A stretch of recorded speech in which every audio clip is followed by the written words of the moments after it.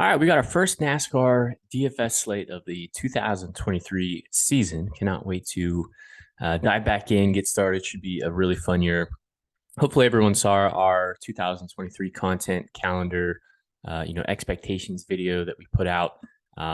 Really, it was just a quick video saying, "Hey, we're back for our third season. Here's some slight tweaks and adjustments that we're planning on doing, and hey, we're ready to go." So this one is really just going over more of the kind of preview strategy, lineup construction, things we really want to look for when we attack the Busch Light Clash slate here on Sunday night. NASCAR isn't really doing DFS players a lot of favors with this schedule that they put out. So normally what's going to happen at this channel is we'll put out a picks video, basically usually the morning of the race, and then we'll also post a spreadsheet on Twitter, which is at FastCarsFM. You can see our driver by driver breakdown, notes, interest levels, just kind of a general overview of how to attack the slate. So normally the videos come out the morning of the race day, in addition to the spreadsheet up on Twitter. However, this week's going to be a little bit different just with how jam-packed the schedule is, especially on Sunday.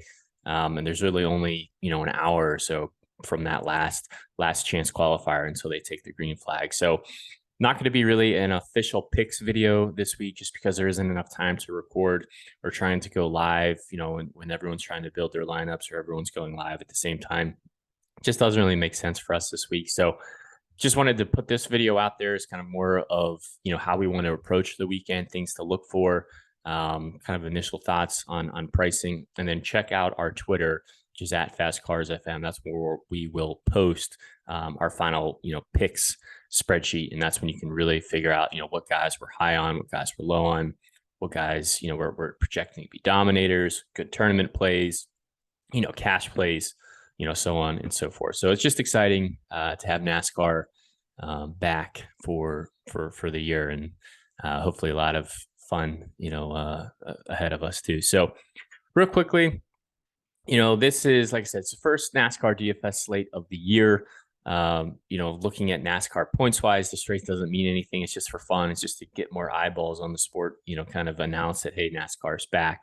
So it's just for fun, but however, there's still a DFS slate and there's still money up for grabs to be won. But for me, this is a slate, especially with the schedule, like don't go absolutely crazy, like just dumping your entire, bankroll or, savings into the Busch Light Clash. There could be, a lot of circumstances that might affect how this race is going to play out. But again, there's still money up for grabs. So as far as the schedule goes, we got practice in qualifying on Saturday. So Saturday is more of a show up, kind of see what you got, get familiar with the track, work on your setup. So we got 3 groups of practice on Saturday. They're going to go out there and put different practice laps, maybe try to work on different setups, try to tweak their cars, figure out what they like, what they don't like. And then towards the end of the day on Saturday, we're going to have single round qualifying to set the Sunday heat races. So these qualifying efforts on Saturday night just determine your starting position for the heat race. It does not determine the starting position for the actual DFS slate, which is on Sunday night. So keep that in mind. Saturday is a really good day to dive in and kind of look at data. But the main thing that we really want to focus on this weekend is these heat races. And it's really going to set the main lineup for Sunday's, main event. And based off of that lineup, that's really how we're going to figure out what drivers we want to attack. So the heat races are going to be 4 of them. They're, real quick 25 lap contests where only green flag laps count. They're going to go off, very, very quickly.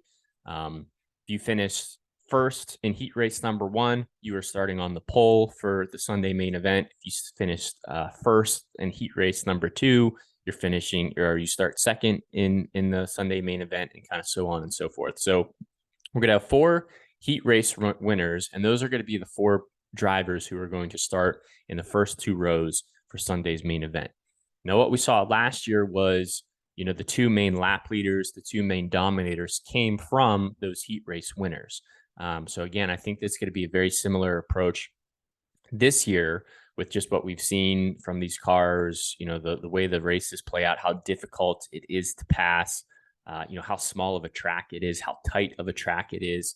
I would imagine, again, that we're probably going to see 1 to 2 main lap leaders in this race. And most likely the greatest chance of those lap leaders are going to be from your heat race winners. So for me, when it comes to lineup construction, it's hard to tell you what drivers those are going to be, but let's really focus and try to attack those heat race winners and try to probably get 2 of them in your lineup. And hopefully you can nail the right ones as far as who those potential lap leaders are going to be. After the heat races, we also have 2 last chance qualifiers for basically everyone who did not advance in their heat races to qualify for the main event. In order to qualify, you have to finish in the top 5 of your heat race. For everyone else who does not finish in the top 5, you still have actually a couple of chances, or 2 chances, I should say. They'll break it up.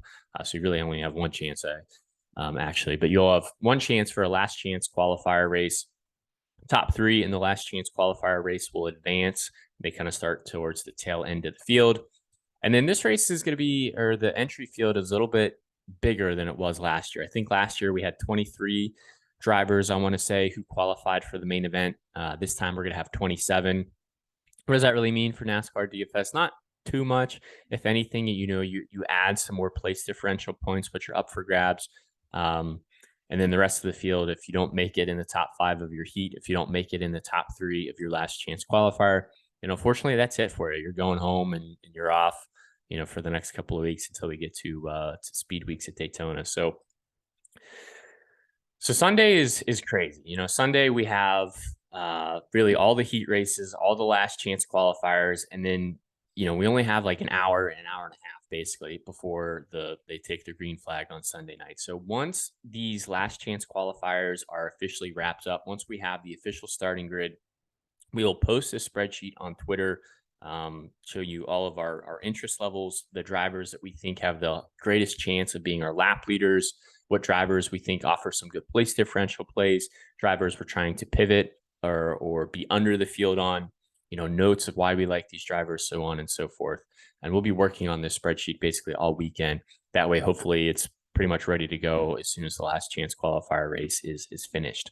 Got 150 lap feature for the main event, so not a ton of points up for grabs, but you still have, 67.5 points available for fast laps. What we saw last year at the Busch Lake Clash was how small this track is. It doesn't take a lot of time for you to catch the tail end of the field, especially with more drivers on the track this year. So those fast laps are probably to get distributed a little bit, just kind of depending on who's in traffic and who isn't in traffic. I mean, most likely the drivers towards the front of the field should have the cleanest track. They'll probably pick up a bulk of these fast laps, but again, those fast laps are probably going to get distributed. Laps led, I think, is something we want to target more aggressively. And again, I think those heat race winners are most likely going to make up a bulk of those lap led points. So as far as lineup construction goes, salary really doesn't matter. Salary just came out yesterday on Tuesday, which was pretty cool to see, but they really priced softly. I think there's only 2 drivers of Chase Elliott and Logano who are in that 10K range. So you can really build any lineup that you want. You're not really restricted with salary. I don't really think salary matters too much this week. I think you just want to focus more on the starting grid and try to play that narrative out in your head of like, okay, these are going to be my 2 lap leaders of my lineup. And then as far as those other 4 drivers go, I really want to target not necessarily, who offers the most place differential, but who are some drivers who offer some positive place differential, who I believe, based off of practice times, based off of qualifying times, maybe based off of how they ran in their heat race or in that last chance qualifier. What are some drivers that I can fit into my lineup who will give me, maybe +5, +8, maybe even +10 place differential points, but realistically can finish towards the front of the field?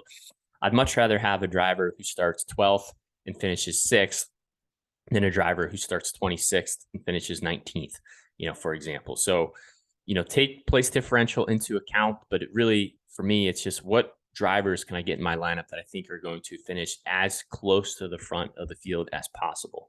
And we'll kind of figure that out, once the grid is going to be set. So pricing's out, drivers in yellow real quickly, just based off of, how they ran last year at the Busch Light Clash, the short flat tracks in 2022, like a lot has really changed, since we first saw these cars on tracks. If you're really diving in and looking at the lap by lap data at the 2022 Busch Light Clash, I think it's helpful. But I would focus more on the track, the lap data this upcoming weekend. I would rely more heavily on that, and then maybe fall back on a secondary data point is kind of how they ran last year on the short flat tracks as a whole.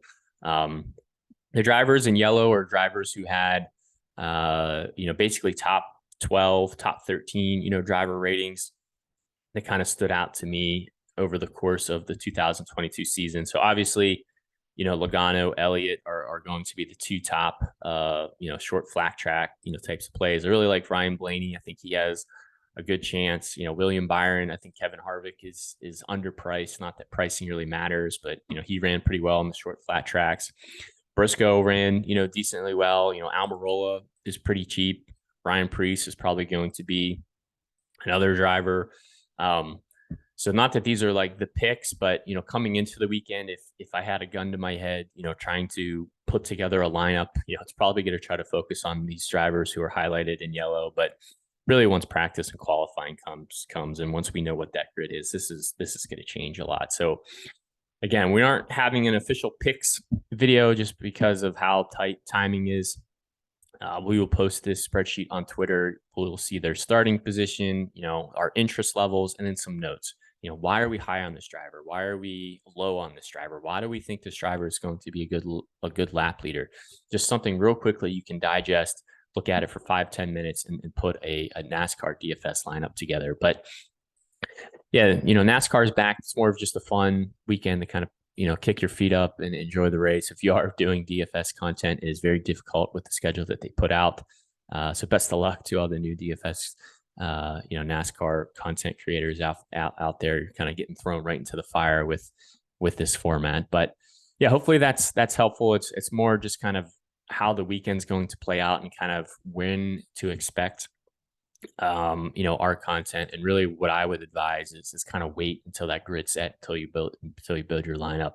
And again, we want to try to focus on probably 1 to 2 lap leaders. Most likely those are going to be your heat race winners, and then looking at plays that can give me positive, maybe 5, 8, 10 place differential points who can also finish towards the front of the field. And hopefully we can figure those plays out based off of, looking at their practice data, their qualifying data, and, really how they ran in their heat races or, the last chance qualifier. So yeah, real quick video. I don't know if that's helpful at all. More of a spreadsheet week this week, but just wanted to get something out there. Welcome back, to the channel. We're looking forward to spending the season with you guys. But yeah, hopefully that's helpful, and we'll catch you on the Daytona videos coming out in a couple of weeks.